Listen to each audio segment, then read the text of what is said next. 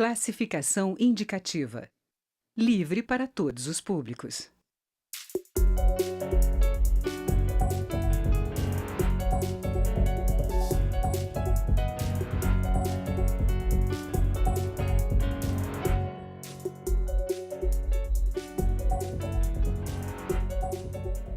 Olá! O presidente Temer voltou a investir na aprovação da reforma da Previdência. Além de antecipar a reforma ministerial, tem investido ele mesmo em conversas diretas com a base parlamentar para convencê-la a votar uma proposta mais enxuta. Como a avaliação do Planalto é que na primeira tentativa de aprovar as mudanças, o governo perdeu a briga no convencimento da opinião pública, mesmo antes da apresentação do novo texto, TV e rádio já começaram a campanha publicitária para convencer a população de que todos vão ganhar com as mudanças. A reforma é só uma das medidas em busca de equilíbrio fiscal. Elas incluem também adiar reajustes salariais de servidores públicos e aumentar a alíquota previdenciária do funcionalismo. O Câmara Debate da Rádio TV Câmara vai discutir essas mudanças com os deputados Chico Alencar, do PSOL do Rio de Janeiro, e Darcísio Peronde, do PMDB do Rio Grande do Sul. Deputado Darcísio Peronde, o senhor que é da base do governo, como é que o senhor está sentindo a base, as condições aqui no Congresso de aprovação de uma proposta de reforma da Previdência nesse momento? Saudação para você, Vânia, né? Sim. Vânia, meu companheiro Chico. Sexto mandato, né, Chico? Nós estamos juntos aqui, exagero. não tem mais. Quarto e último. Eu estou no sexto. Não, você tem que continuar. Né? Os telespectadores, uma alegria estar aqui. Sim, nós estamos animados. Essa é uma reforma, é a principal de todas as reformas, é a mais difícil. Né? Ela é essencial para os aposentados que estão trabalhando, os aposentados atuais, para os próximos aposentados. Tá? É o maior gasto do governo hoje, é a área previdenciária. Tá? O governo, nós teríamos aprovado já a reforma há uns 4 meses atrás, mas houve aquela aliança Janot-Wesley, né, que para mim foi uma das razões que o Janot se precipitou em perdoar o Wesley, exatamente para trancar a reforma da Previdência. Tá? E conseguiu. E aí nós votamos só na comissão. E um grupo de parlamentares continuou trabalhando com os consultores uma proposta alternativa se fosse necessário. Tá? E agora chegou o momento, né? Tem data marcada, mais ou menos 5, 6, 7 de dezembro, para nós votarmos. Tá? Ela ficou realmente melhor para votar. Eu acho que os deputados todos terão dificuldades para dizer não, né, e facilidades para dizer sim no que foi mudado. Tá? Mas a razão principal da reforma da Previdência, a principal não é a fiscal. Tem uma antes, que é a ciência demográfica. Tá? O mundo inteiro já o fez, porque já as famílias estão fazendo menos filho, então baixa natalidade, tá? E bendita longevidade. Tá? As pessoas estão vivendo muito, e é um sistema de repartição, O mundo já fez isso. Já fez as reformas. Nós estamos fazendo essa reforma com atraso de 8, 10, 15, 20 anos. Mas agora vamos fazer. Possivelmente os próximos presidentes vão ter que fazer mais. Então o governo fez a opção de fazer uma reforma mais leve, com menor resultado fiscal, mas sempre focado na questão de que, se continuar nascendo, e vai continuar nascendo cada vez menos gente, e nós vivendo muito mais, precisa fazer. E a segunda é o mote de atacar a privilegiatura. Então, chegou esta proposta melhor, mais fácil, focada na privilegiatura. Deputado Chico Alencar, como é que o senhor acha que o Congresso vai receber essa nova proposta? Olá, Vânia, querido colega Darcísio, telespectadores, ouvintes. O Congresso vai reagir a partir de um defeito congênito que essa proposta tem. ela não foi, dentro das regras democráticas, colocada para o escrutínio, a reflexão e a decisão da população no momento adequado, que é na campanha eleitoral. Temer era vice da Dilma, aliás, da aliança PT-PMDB, que deu no que deu. Naquele momento, nem mesmo Aécio Neves, que era o outro polo que foi para o segundo turno, colocava uma mudança nas regras previdenciárias do porte daquela que a proposta do atual governo trouxe inicialmente. A reação foi imensa e o projeto foi desidratando. Eu considero, ao contrário do deputado Darcísio, que a reforma prioritária no Brasil seria a tributária. A questão do Brasil, mais do que do gasto, e claro, tem que ter qualidade do gasto público, é a questão da arrecadação. No Brasil há muitos privilégios no sistema tributário, mas essa está ali adormecida, fica em segundo plano. Então, mesmo muito desidratada, quando você coloca, por exemplo, a idade, que é um elemento que de fato provoca reflexões no mundo inteiro, graças à melhoria das condições de vida, pelo menos em alguma parte do mundo, e a longevidade que cresce, inclusive no Brasil. Mas o problema é quando se começa a trabalhar. Uma questão, eu não diria que a questão da Previdência é demográfica, mas sim social e democrática. Tem muito defeito congênito, um cálculo atuarial fidedigno, os recursos da Previdência que advém da Seguridade Social, e não é só a contribuição previdenciária de trabalhadores e empregadores, mas é também COFINS, tem vários recursos aí que são historicamente desviados, mal cuidados, mal administrados. Então, há essa carência e isso vai ser sempre um problema. Você veja, o governo pretendeu fazer um jantar de 300 talheres para deputados. Você só chega aos 300 talheres se considerar garfo e faca, 2 para cada deputado. Pelo que li, Darcísio deve ter estado lá, claro. Tinha o quê? 180 deputados? Muito aquém do número para uma mudança constitucional. Então, eu, se fosse o governo, não ficaria com esse otimismo. E a campanha publicitária, rádio, TV, que não é informação coisa nenhuma, como disse o Michel Temer, é mais para encantar a população. Não é tão ruim assim. Aliás, estou com requerimento de informações para saber desses gastos, que são poderosos em horários nobres de TV, rádios de grande audiência, para dizer que o que se propõe é uma maravilha para o trabalhador.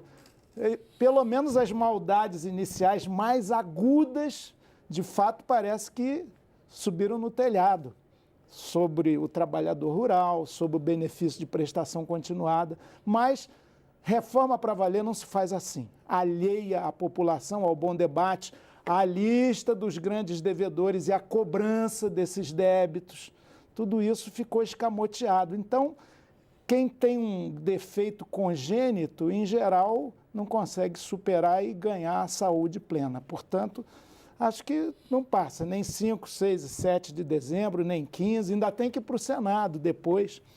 O governo viu que o mercado, que não devia ser o governante das nossas ações políticas, reagiu mal quando Temer reconheceu, após escapar da segunda possibilidade e necessidade, digo eu, de investigação, ele reconheceu que reforma da Previdência, como eles propõem, não vai prosperar. E isso repercutiu no mercado, a Bolsa caiu, esse poder invisível do capital financeirizado. Aí resolveu retomar, é mais discurso do que efetividade. Deputado Darcísio, uma das questões que tem se discutido aí é que o governo poderia abrir mão do tal do ajuste fiscal, do que a gente tem chamado de ajuste fiscal, que são diversas medidas, em troca da reforma da Previdência. Seria o fato, abrir mão desse congelamento dos reajustes do funcionalismo, liberar mais recursos da Lei Candir, para que a base, para que os deputados se sentissem mais à vontade para votar essa reforma. O senhor acredita que isso é possível? Não, haverá muita negociação. Esse é um governo democrático. Acho que não houve na história do Brasil um governo que mais ouviu o parlamento, trabalhou com sua base, e a base respondeu em todas as reformas, Essa é a mais difícil, sim, e a base exige mais explicação. Tanto é que a base trabalhou e eu fico contente que o meu professor, Chico Alencar, ele que anunciou as duas principais melhoras na proposta. Fico feliz. Redução de danos. Porque eu anunciaria e ele anunciou. Então, que bom, já chegou na cabeça dos deputados da oposição. Tá? Que eu ia anunciar e ele anunciou, se antecipou a mim, meus cumprimentos. Tá?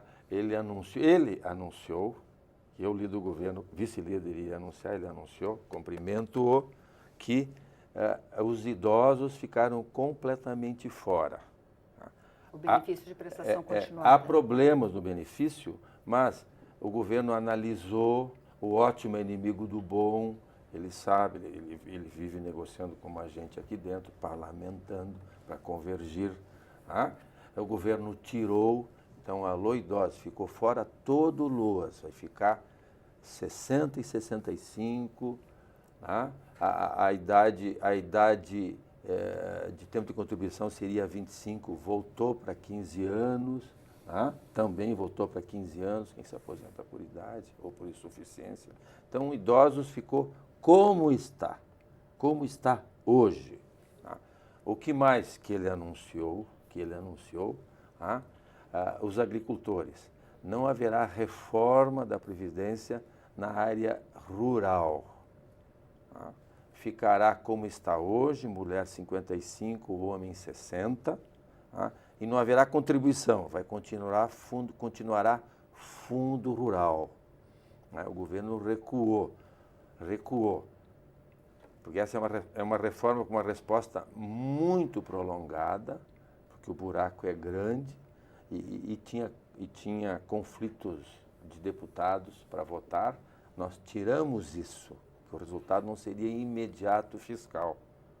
Tá? A idade mínima, que é consagrada no mundo inteiro pela longevidade, pela demografia, tá? Que nós estamos fazendo, tá? O Brasil daqui a 10 anos vai ser um país muito velho, ainda é jovem, mais uns 5, 6 anos, 8 anos é jovem, então vai ter mais massa trabalhadora para trabalhar, para pagar os aposentados, depois não vai ter, então vai ser 55, 57 e em 20 anos que vai chegar na idade mínima de 62 e 65, em 20 anos, e só vai começar isso, toda essa reforma vai começar só em 2020. Então, mexendo aí. E do outro lado, o meu espaço pode ir para outro espaço. E aí a gente volta daqui a pouquinho. A gente volta com o deputado Chico Alencar. Até daqui a pouco.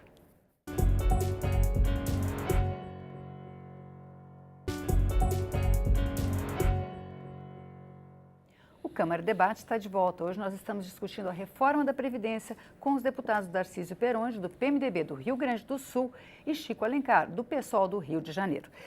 Deputado Chico Alencar, o deputado Darcísio estava explicando as mudanças. Uma delas que eu interrompi o deputado quando ele ia anunciar é que o tempo mínimo para aposentadoria passou para 15 anos e o tempo para obter a aposentadoria integral, segundo foi anunciado, seria de 40 anos. Como é que o senhor vê esses prazos? Como é que o senhor vê essas mudanças, essa nova proposta aí do governo? É preciso examinar a proposta. Eu coloquei aqui o que li, o que o noticiário trouxe. O governo recuou, é verdade. Né? Isso não é um anúncio alvissareiro, é como você E as propostas de negociação aqui no Congresso? Desculpe que o senhor não tinha respondido. Pois é. Mas então, olha, eu evidentemente reconheço que o governo, para tentar aprovar alguma coisa, parece que é uma exigência do mercado, uma sinalização até de sobrevivência política de alguns que apoiam o governo, ele tirou a questão do trabalhador rural e o benefício de prestação continuada.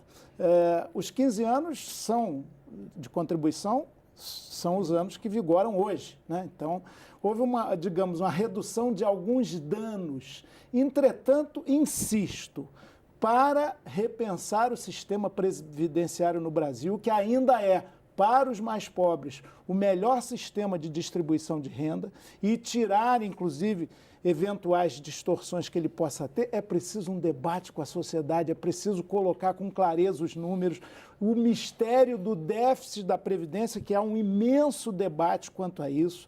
Insisto em que os recursos da Seguridade Social são, embora tenham caído por causa da crise econômica, ainda superavitários. Então tem um mito do déficit e não se fala de uma cobrança efetiva dos grandes devedores. Tem bancos, tem grandes empresas aí que são devedoras históricas da Previdência. Então você vai tratar de reduzir benefícios e não é benefício da aristocracia. Isso tem que ser combatido, inclusive, através de algo que a Câmara está discutindo, que é o teto de gastos. Tem muito segmento de magnatas aí do serviço público, que o teto salarial. Nós vamos votar isso aí, para fazer valer o preceito da Constituição. Isso aí, claro, em números brutos não é um elemento tão significativo, mas é uma distorção. Assim como quem ganha, como o ministro Meirelles, ao que dizem, uma aposentadoria de R$200 mil, através da sua vida na iniciativa privada. Falar da reforma da Previdência fica meio incoerente. O presidente Temer se aposentou com 55 anos. Né? Mas recebe agora, 33 mil. Sim, ele respeita o teto. 33 mil. Ele, nem todos os ministros que já ganham mais do que o teto, mas ele de fato. Então, tem muita incoerência aí. Eu já tenho tempo de aposentadoria, não acho justo, recebendo a remuneração como deputado, de pedir minha aposentadoria na UFRJ. Seria uma demasia, mesmo sem atingir o teto na soma. Então, a gente tem que fazer uma discussão séria, profunda, e entendo que agora, e esse governo, ele dialoga muito com a base parlamentar, mas a base é muito fisiológica, trabalha muito com cargo aqui, liberação de emenda ali. Se essa reforma, como proclama o governo na sua campanha publicitária milionária, é tão essencial para o país, os parlamentares deviam ter espírito público e não ficar nessa de, eu só voto se me atender na diretoria regional do órgão tal ou qual. Isso é caminho para a corrupção também. Isso é histórico no Brasil, esse fisiologismo, esse modus operandi, essa negociação vira negociata muito facilmente. Não é o debate de ideias e de propostas e o convencimento, mas é o toma lá da cá, que parece que é inerente a esse governo e atinge, se a gente olhar bem, na história recente do Brasil, ou na história brasileira republicana, todos os governos. O toma lá da cá, o fisiologismo, a pequena política que se torna grande. Agora, você vê, o governo vai botar o que dizem também, vai, não vai, volta, não volta. O deputado Marum, defensor intransigente de Eduardo Cunha, tropa de choque, para ser o chefe da articulação política, porque o Embaçaí, talvez porque tem ainda punhos de renda de social-democracia, não está atendendo a voracidade dessa base. Pelo que leio, é isso. O Baldi, que teve financiamento de Carlinhos Cachoeira e tal, nosso colega aqui virou ministro também. O governo consegue ser pior do que já é, do ponto de vista da boa prática política. Portanto, e mesmo assim não vai conseguir passar essa mal chamada reforma. O senhor concorda, Ele deputado? levantou um montão de questões. Primeiro, do ministro Baldi, é um industrial, família industrial, depois assumiu o grupo industrial da empresa. Sob investigação. E não teve isso que ele disse. Segundo lugar, o déficit, a própria Anfib, o ano passado, este ano em relação ao ano passado, conseguiu, mesmo com a análise falha, admitiu um buraco em torno de 80 bilhões de reais o ano passado. O TCU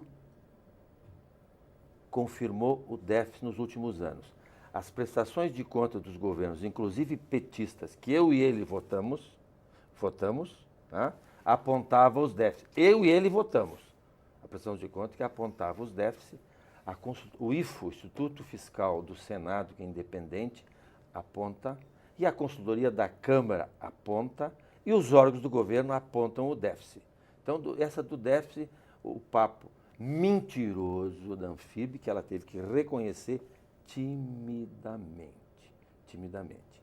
Essa previdência, ela diminuiu por negociações.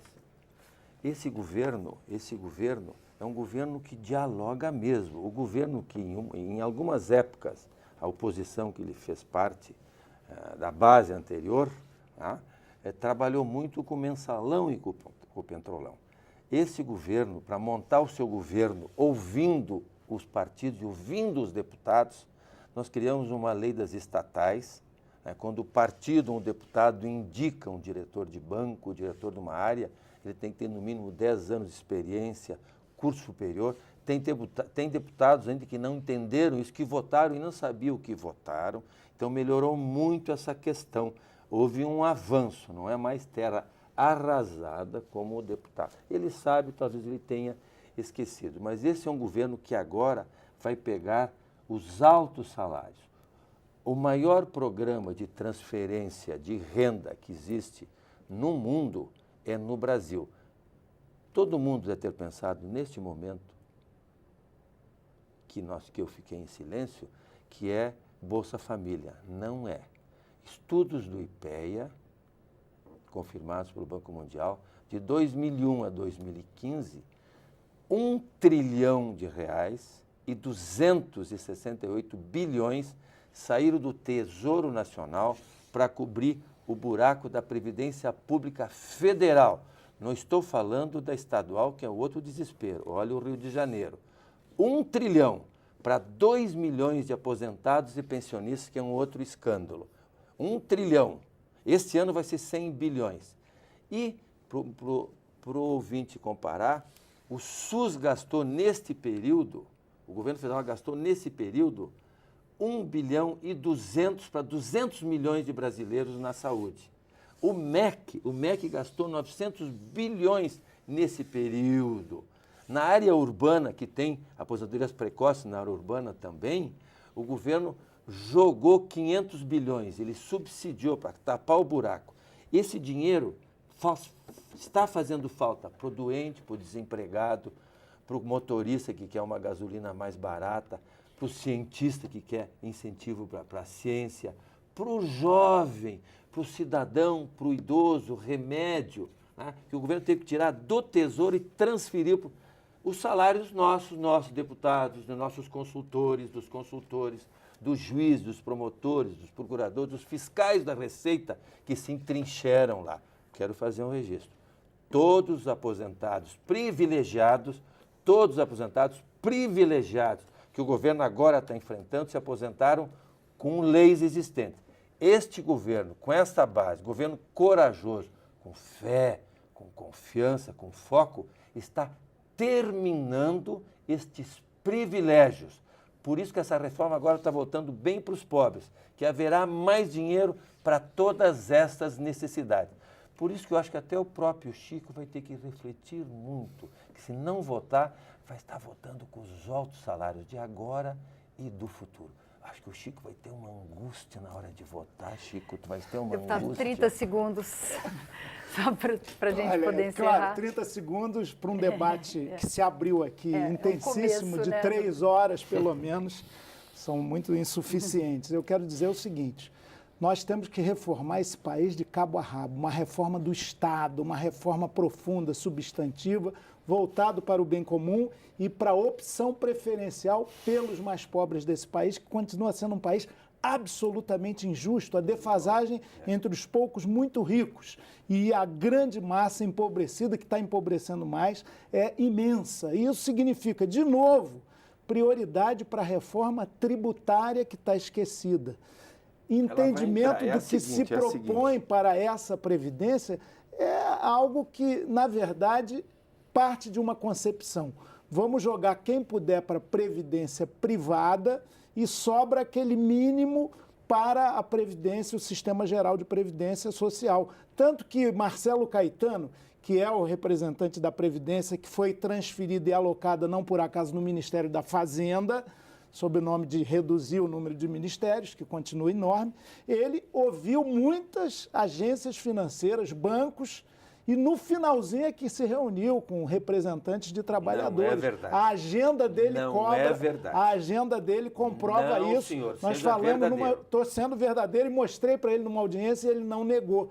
A agenda dele era privilegiar os bancos, as instituições financeiras que estão de olho na previdência privada. Então, quer se desidrar, é uma concepção desse governo, que é uma coalizão que tem muitos investigados, alguns réus, muitos suspeitos e privatistas máximos, é uma concepção. O público perde lugar. Por isso que é um governo tão transitório e tão impopular. Mas olha, temos um embate eleitoral que se avizinha e aí as propostas claras, não essa, dessa pseudo-reforma, vão entrar em confronto e isso é muito bom para o país. Bom, é um debate que está só começando, mas esse programa termina aqui. Você pode revê-lo ou compartilhá-lo na nossa página ou no YouTube. Obrigada pela audiência e até a próxima.